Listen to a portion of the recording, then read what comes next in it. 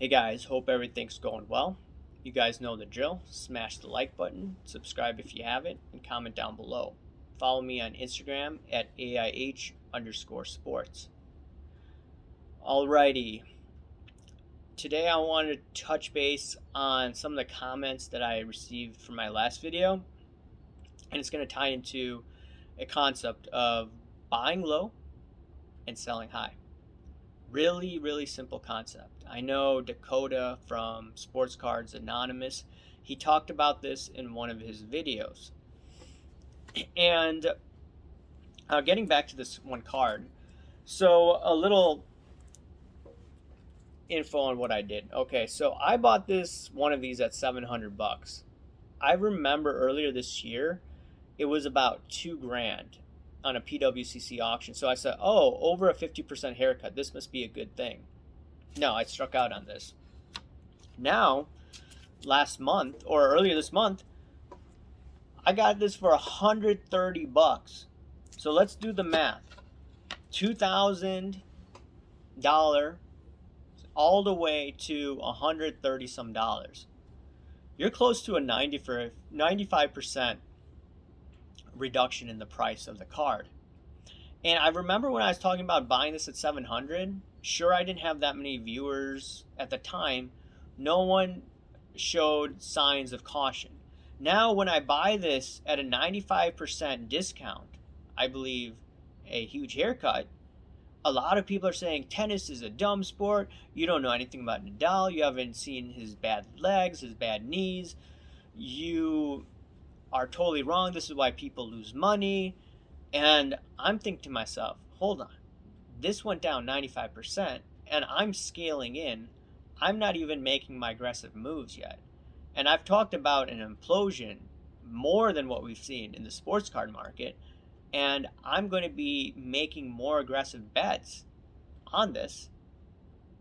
Maybe buy a lot of 10 if it goes, 50, 60 bucks. That's what I'm expecting in the coming years. I'm not going to get out of this in the next 2 months. If you're trying to flip what I'm doing at $130, maybe a little risky. I understand that, but I'm not flipping. This is more of me considering this an investment. Some people will say that, hey, no one's really invested in tennis and the market's getting back to normal. But once again, like, how low can this go? If it goes 50 to 60 bucks, I'm aggressively going to buy. And it's the concept of buying low, selling high. And people that were buying at $2,000, well, they were not buying low. They thought they could sell higher because the market was going insane. But I remember talking to this one guy, getting into a different market. It's the stock market. Last year, when the market was going insane, the valedictorian of my high school that I went to, he said that, hey, should I buy put options because I made some money in put options. It's a low risk. And this was when the volatility index was 80, right around when the stock market was bottoming out. And I thought to myself, okay, the market should bottom out because I'm seeing some divergences out there in the market, and the media is pushing all this fear. The CNN fear greed index was close to 1, I remember.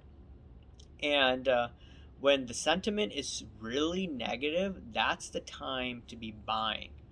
And when that guy from high school, he sent me that message, I'm like, okay, it's probably a better time to scale in to buy the market. And what he was saying was, let's buy put options. So the thing is, with volatility, some people say it's like buying insurance. And the thing is, would you be buying insurance when your house is on fire? You know how much that would cost? First of all, the insurance wouldn't even cover you. So it's kind of like the same concept. Like, why would you buy put options when the whole market is blowing up? If someone is speculating in the volatility or the VIX, which is still hard to make money because it's a mean reverting, not asset, but it's just mean reverting.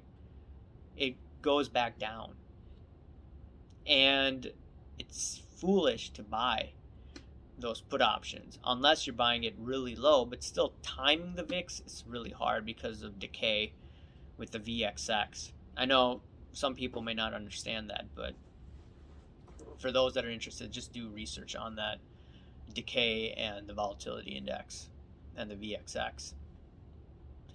Regardless, so the thing is that even the smartest guy in my high school, who makes probably good amount of money as a physician, they don't know when to buy low. They were basically trying to buy at the worst time when it came for volatility and these put options. Granted, he didn't put that much money into it, but at the same time, that's not what you do.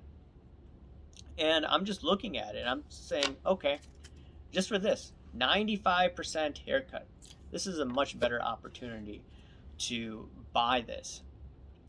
Now, the thing is that if you look at other tennis cards, like Federer, I remember a Federer PSA 9 Net Pro was going for $3,400 at the peak. It's 1 out of 2,000.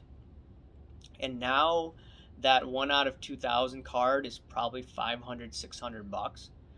So once again, you're seeing what, close to 80% markdown in these cards. And sure, people are going to say, oh, it's a waste of money.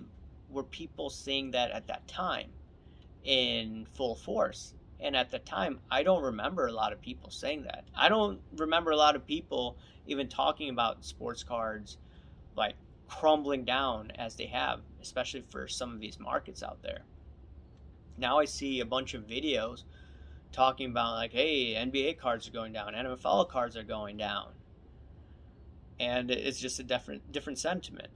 Now, the thing is that just buying low in terms of other markets, I'm just looking at baseball. No one really is talking about baseball right now because of the strike. And I'm looking at potentially buying Lindor cards and potentially buying Mike Trout cards, but it comes at a certain price. And if it hits my price range, I may speculate in that. But once again, I'm going to buy low to sell high. And a few things about Lindor and these Trout cards. I remember last year, a lot of people were putting bids, like the sellers were putting bids for these cards. And now, not many sellers are putting these auctions for bids. It's always buy it now, or you have to send an offer. And it's quite interesting how the sports card market on eBay has changed, because it was hot at the time for people to just sell their cards, put it on bids because they wouldn't have to worry about price. But now it appears that a lot of people are underwater. And I remember, or I just heard part of an interview, and some guy was saying that he met a dealer and the dealer had a high price. He asked the dealer, like, why is the card so much higher than the comps? He said, well, that's how much I bought it at. So yeah, those are just a few things out there.